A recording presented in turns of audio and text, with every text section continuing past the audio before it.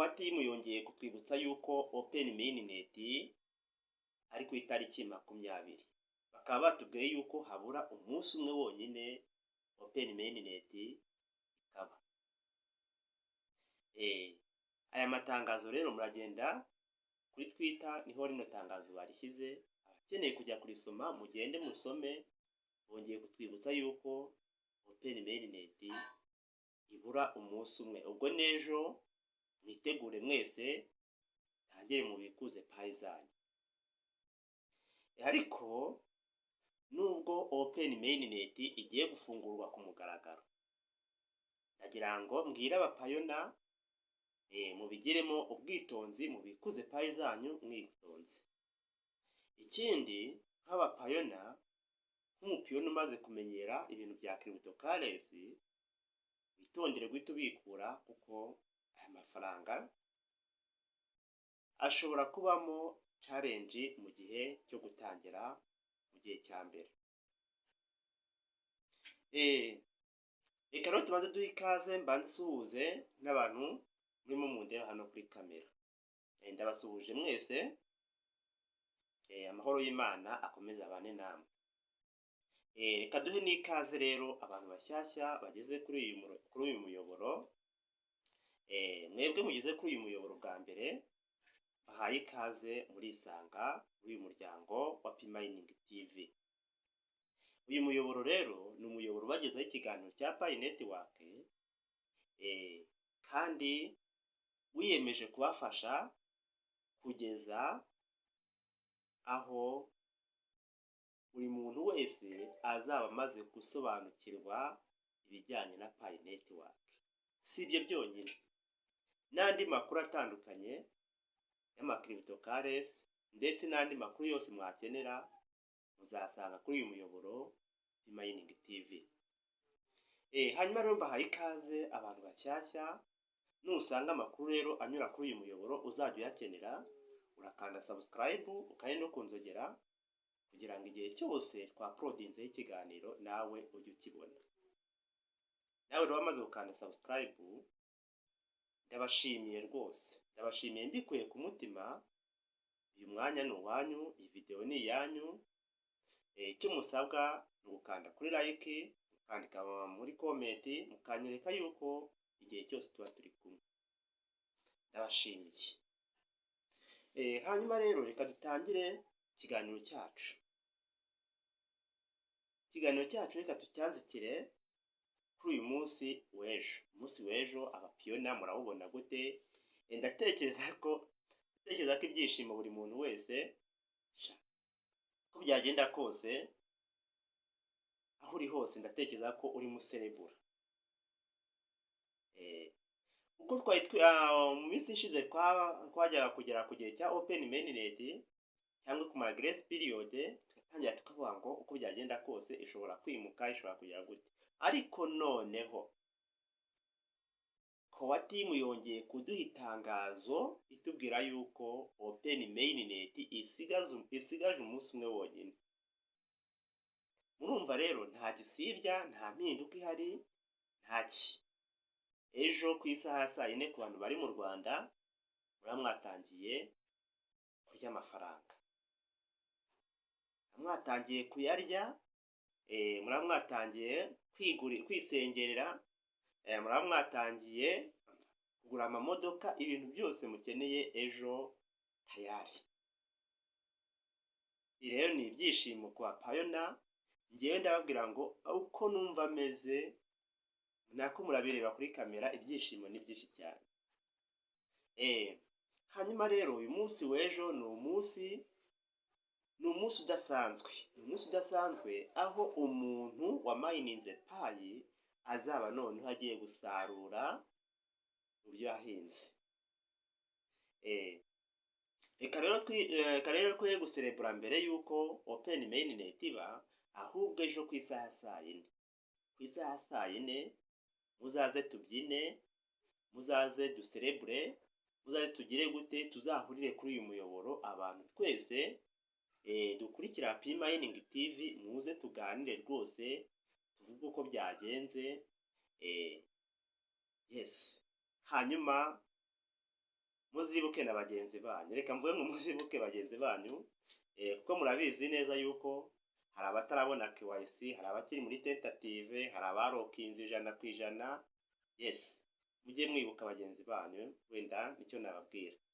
Ibyo rero ntibizakureho umupayona guserebura, waba uri muri tentative, waba uri muri utarabona KYC, waba wararokinze 100%, open mainnet niramuka ibaye, mbabwire mwese muzaserebure. Kubera iki? Dore impamvu ya mbere izatuma wowe userebura, waba uri muri tentative. Dore impamvu ya mbere, buriya nimba rino faranga rya Pi Network rigiye ku mugaragaro, ufite amahirwe. Kubera iki? Abantu benshi cyane murabizi ko baryitaga ifaranga ry'iri scam. Ari nayo mpamvu ejo bundi mwabonye ririya tangazo ryaturutse kuri Beneri, bavuga yuko Pi iri muri cryptocurrency arimo agera gute yambura abaturage amafaranga menshi. Aha rero reka noneho ejo Pi Network ica gahigo ikureho izo mpungenge abantu benshi cyane bari bafite, none ifaranga rye ku mugaragaro. Aha rero bizari ibyishimo kuko benshi cyane bibazaga yuko ari scam, batangira kwifuza noneho uburyo ki bakwinjira muri Pi Network. Zatangira kubaza ngo ni gute na joininga muri uyu mushinga kandi bitagishobotse. Aha rero ndagira ngo mbwire abapayona ejo ku munsi w'ejo nitwabona Nicolas afunguye ku mugaragaro uyu mushinga wacu, abapayona mwese muzaserebure, kuko nubwo ejo utazabikuza ariko undi munsi uzabikuza. Murabizi yuko hari abantu bagifite, reka tuvuge ku bantu wenda bakiri muri tentative.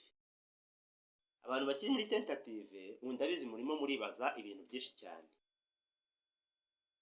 Murimo muribaza ngo ese ni ukubera iki nzabona Pi zanjye gute? Ahangaha murabizi yuko dufite miliyoni nyinshi cyane z'abapayona,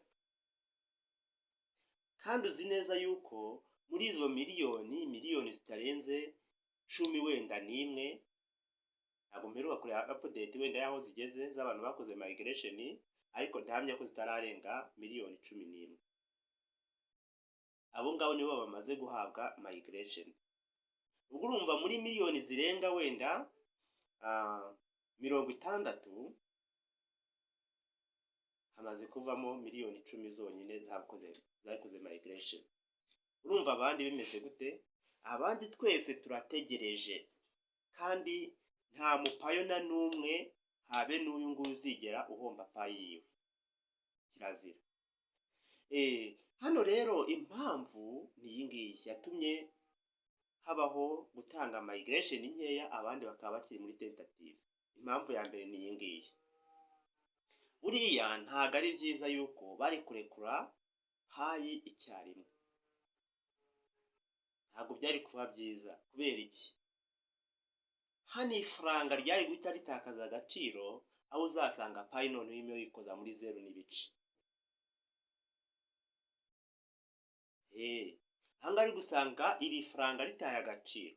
Tekereza nimba abapayona, umuntu ufite Pi nkeya, wenda tuvuge ko afite Pi 5, aho ugasanga irimo irafata amadolari 314,159 mu manyarwanda, ugasanga arimo arikoza muri miliyoni 400. Urumva amafaranga guhita atakaza agaciro cyane. Aha rero niyo mpamvu bafashe Pi bazajya bagenda barekura nkeya paka ifaranga rya Pi noneho rihamye, igiciro kikajya ku mugaragaro kikamenyekana ahantu hose. Aha rero wo mupayona uri muri tentative, uwo turahabwa KYC, ntugire impungenge, ejo ni wowe, ejo bundi n'uriya, gutyo. Nta muntu uzigera uhomba Pi n'umwe yaramayininze muri Pi Network. ndabizi mwari mufite impungenge nyinshi cyane, ariko impungenge ziveho.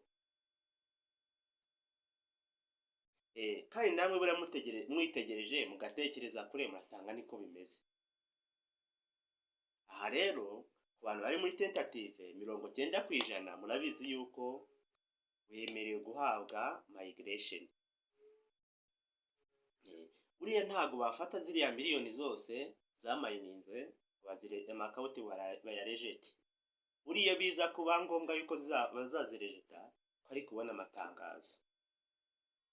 Wenda burira abantu batarahabwa KYC ndetse n'abakiri muri tentative. Hano rero reka twe kwibaza byinshi. Ejo niyo ngoma saa 2 turaba dufite update nshyashya itubwira ko open mainnet yatangiye.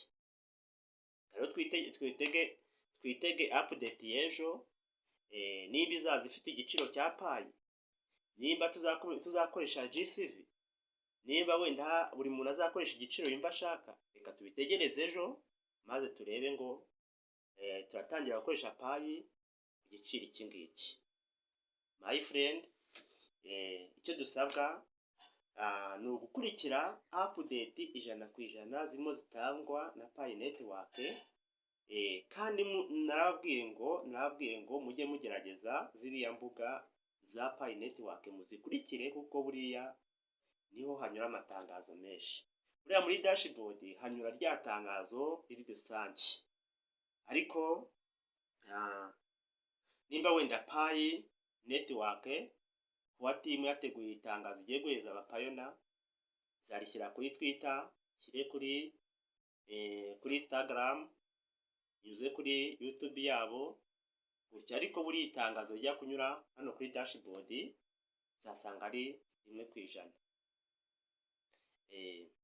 Hanyuma rero reka twihute cyane turebe noneho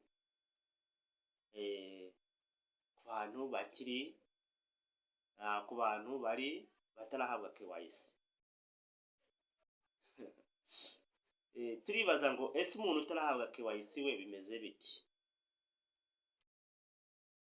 Wibuke yuko nubwo open mainnet ejo n'uyu munsi abantu barimo barafungura amakawuti ku bwinshi cyane, barimo baragenda bafungura akawuti cyane. Uyu muntu wafunguye akawuti uyu munsi bimeze biti? Aha rero ahubwo ni byiza cyane ibafungure ku bwinshi, nibazifungure bongere bazifungure, kuko ahangaha ejo ushobora gusanga haje update ivuga ngo niba open mainnet ibaye, abamayininze cyangwa binjiye mu mushinga wa Pi Network nabo ngabo bahita bakrozinga, ntihagire undi muntu yinjira. Ibi rero wenda ni nk'integuza dufite, ariko amakuru nyirizina reka tuyitege ejo mu gitondo cya kare saa 1 tuzaba dufite update irimo itubwira ngo open mainnet tayari. Reka turebe update tugiye guhabwa yazisobanura iki. Ikindi cyatumye wenda nkora ino video mbere na mbere, my friend, ndagira ngo tugerageze nk'abapayona, nk'abantu tumaze kumenyera ibintu bya cryptocurrency, mwirinde umuntu w'umusikama. Dore ikintu cya mbere nshaka kugira ngo mbwire wenda ku bantu bataramenya uburyo bwo kubikuza. Uratangira kubona amagurupe abantu bavuga ati bavuka nkubikurize, bavuka tugire gutya tuhure aha ngaha tubikuze. Nawe rero kwa kutazi aho biva naho bijya, atuherereye hehe, bimeze biti, ufatiyeho mu by'ukuri nibyo, gufatanya ni ingenzi, gufashanya ni ingenzi, ariko abasikama bagiye kuba benshi cyane, aho umuntu agiye guhomba payi 100%, ugasanga aho yakoreye ubusa mu myaka yose twamayininze. My friend, mwitege intambara igiye kuba muri iri faranga ry'abasikama. Abasikama bagiye gukora intambara ikomeye cyane, ariko nizere ko niba waramayininze payi, tukaba turi mu magurupe atandukanye, n'ubu ndaza kubaha link muze muri groupe, hazagira umuntu ukora ikosa umuntu ngo agiye kumubikurira amurye payi ziwe. Hano nabigishije ariya ma exchange tuzakoresha ejo, nyuma yuko itangazo riza, nzajya muri OKX mbere ukuntu uzafata payi yawe ukayibikura ikakugeraho kuri momo yawe, wowe ukayibikurira nk'uko bisanzwe. Aha rero mugerageze bavandimwe mukurikire uyu muyoboro, ndabizeza 100% ko uzabaha amakuru meza azatuma mubikuza aya mafaranga nta muntu n'umwe ukwibye payi yawe.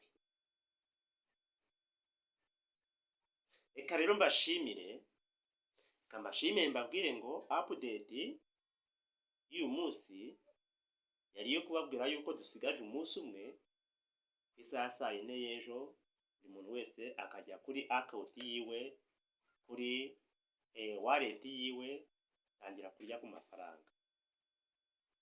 Icyo dusabwa ni ukugerageza tukabyitwaramo neza, hazagira urwana n'undi muntu ngo nuko amafaranga yabonetse. Abizi bamwe ngo bazatangira bazaruhukira muri Amerika, abandi bajye mu bihugu bitandukanye, hari n'abazashwana n'abagore. Kandi uzashwana n'umugore mupfuye amafaranga wamayininze. Amafaranga ni impano y'Imana, amafaranga ntihazagira umuntu yapfa n'undi, ahubwo nabaha umugisha kugira ngo noneho mutere imbere, mwubake ama etage, mugure amamodoka, mushinga inganda, mukora ibikorwa bitandukanye bigiye kuzamura uru Rwanda rwacu. Mugerageze mukora ibikorwa byiza cyane ku buryo n'uzabareba azabagendera akavuga ati bariya ni abapayona. Ariko tekereza ko uzaba waramayininze, ukagera aho uhabwa amamiliyoni n'amamiliyoni, ukagenda ukapfusha ubusa, ukamera nka mugabo wafashe bitcoin akayigurisha akayirira pizza 2, ugasanga none nawe utekereze aho bitcoin akangeze, kafashe bitcoin 10 akaziryamo pizza 2. Nawe rero witonde utazaba nk'uwo mugabo. My friend, reka mbasezere ko ibyishimo ni byinshi cyane. Ngumye kuri kamera twavuga byinshi byo kuvuga, ni byinshi cyane twakwiganirira, tukazageza n'ejo tukiganira. Ariko reka dusubikire aha ngaha, tuzahure ejo tureba update tugiye guhabwa, maze buri mupiyona wese azabashe guserebura intsinzi y'imyaka 3 tumaze muri uyu mushinga. Bye bye.